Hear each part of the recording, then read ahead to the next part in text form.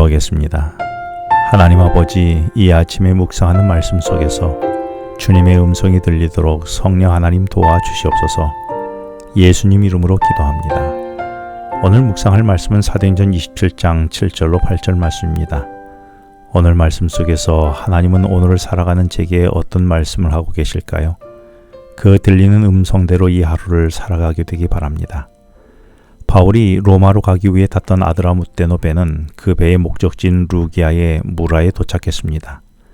그곳에서 이탈리아로 직행하는 알렉산드리아 배를 만나게 되어 율리오는 바울을 포함해서 자신이 통솔하는 모든 사람을 그 배에 오르게 했지요.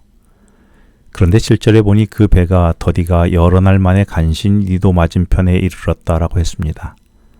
무라를 출항하여 이탈리아 반도를 향한 알렉산드리아 배는 북서풍의 바람으로 제대로 속도를 낼 수가 없어서 이틀이면 도착할 220km 떨어진 니도 맞은편을 여러 날 만에 간신히 이르게 되었습니다. 그런데 거기에도 이어지는 7절 말씀에서 풍세가 더 허락하지 아니하므로 살몬의 앞을 지나 그레데 해안을 바람막이로 행하였다라고 했습니다.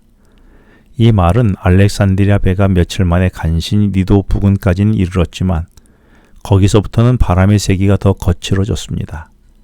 그래서 더 이상 서쪽의 이탈리아로 갈 수가 없었다는 말입니다. 그래서 바울이 탄 배는 니도의 남쪽에 위치한 그레데 섬까지 밀려나게 되었지요. 그래서 그 배는 그레데 섬의 동쪽 살모네를 돌아 그레데 섬을 바람막이로 삼아 섬의 남쪽 해안을 따라 항해하게 된 것입니다. 이어지는 8절에서 말씀하시기를 이 배는 간신히 그 연안을 지나 그레데 섬의 중심부에 있는 라세아 도시와 가까운 미항에 이르게 되었습니다. 동서의 거리가 255km나 되는 그레데 섬을 바람막이로 삼았는데도 배는 여전히 제대로 움직일 수가 없어서 라세아를 지나 또다시 간신히 미항에 도착한 것입니다. 그런데 여기에서 우리는 근본적인 질문을 하지 않을 수가 없습니다. 왜 하나님은 바울이 관광에 나선 것도 아니라 제국의 심장인 로마에서 주님의 증인으로 자신의 마지막 생을 과감히 마치기 위하여 가는 길인데 그것도 바울의 개인적인 계획이 아니라 하나님의 뜻으로 가는데 조금이라도 더 빨리 로마에 도착할 수 있도록 하나님께서 계속 순풍을 주시는 것이 마땅하지 않을까요? 그런데 하나님은 바울이 가이사를 출발한 이후 왜 거친 바람으로 계속 바울의 로마행을 지연시키고 계시는 것일까요? 그리고 바울이 탄 배가 앞으로 나아가지도 못하도록 거센 바람을 허락하신 이유가 무엇이었을까요? 이 거센 바람 탓에 항해 일수가 기하급수적으로 늘어났습니다. 그 결과를 다음 시간에 살펴보겠습니다만 그레데 섬으로 밀려난 알렉산드리아 배가 남쪽 해안의 미항에 간신히 도착한 시점은 계절적으로 지중해 항해 금지가 임박한 시기였습니다. 바울 일행은 할 수 없이 지중해가 잠잠해지는 다음에 봄이 오기까지 속수무책으로 기다려야만 했습니다. 바울을 로마로 불러내신 하나님께서 대체 왜 이렇게 하시는 것일까요? 하루라도 빨리 로마에 도착하게 하시기는커녕 왜 할 일이 없이 지중해 한가운데서 속수무책으로 겨울을 나게 하시는 것일까요?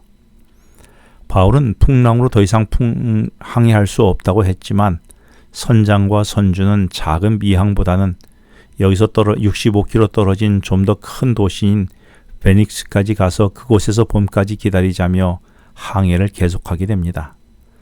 그러나 미항을 출발하자마자 태풍을 만나 그 태풍에 휩쓸려 베닉스는 가지도 못하고 14일이나 표류하게 되었고 표류하다가 이 배는 그만 한 섬에 이르러 좌초하게 되었습니다. 그곳은 오늘날 말타섬이라고 불리우는 멜리데 섬이었습니다.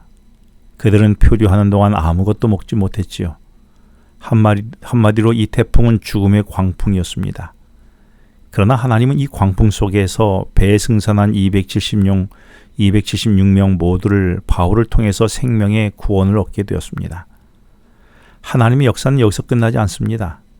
배가 좌초되어 살아남은 276명이 이듬해 봄이 오기까지 멜리데 섬에 겨울 동안 머물게 되는데 한 큰 사건을 통하여 이곳 주민들이 구원의 은혜를 그들에게 베풀게 되었던 것입니다. 그러므로 무라에서 출발한 알렉산드리아호가 바람으로 그레데 섬 쪽으로 밀려나고 미항에서 유라굴로라는 광풍을 만나 표류하고 마침내 배가 좌초되어 멜리데 섬에 이르게 된 것은 알렉산드리아 배에 타고 있는 모든 사람과 멜리데 섬에 살고 있는 사람들을 구원하시려는 주님의 신묘막측한 섭리였던 것입니다. 그러므로 광풍의 바닷속에서 사람들을 안전하게 보호해준 방주는 바울이 탄 배가 아니라 하나님의 부르심을 입은 바울이 그들에게 방주가 되었던 것입니다. 노아 시대의 방주와 모세를 담아 나일강에 띄운 갈대 상자는 모두 하나님께서 주관하시는 구원의 방주였습니다. 히브리어로 테바라고 불리우는 방주는 가속장치와 제어장치, 방향 조절장치가 없습니다. 그래서 방주는 인간이 진로나 속도나 멈춤을 결정할 수 없지요. 그것은 철저하게 하나님께서만 결정하시는 것입니다. 그래서 노아의 방주와 모세의 갈대 상자는 모두 하나님께서 주관하시는 구원의 방주였던 것입니다. 바울이 승선한 배도 항로나 속도나 멈춤 여부를 스스로 결정할 수 없었습니다. 오직 하나님께서 바울이 탄 배를 움직이셨지요. 오늘 내가 탄 배의 인생의 배는 누가 움직이고 있습니까? 주께서 오늘의 나의 인생의 방향을 트시고 움직이시고 멈추게 하는 테바의 방주로 살아가야 하지 않을까요? 기도하겠습니다.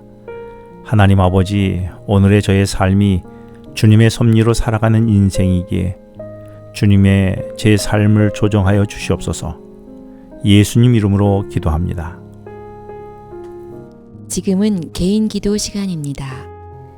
오늘 주신 말씀을 묵상하면서 주어진 기도 제목과 개인 기도 제목을 놓고 기도하시겠습니다.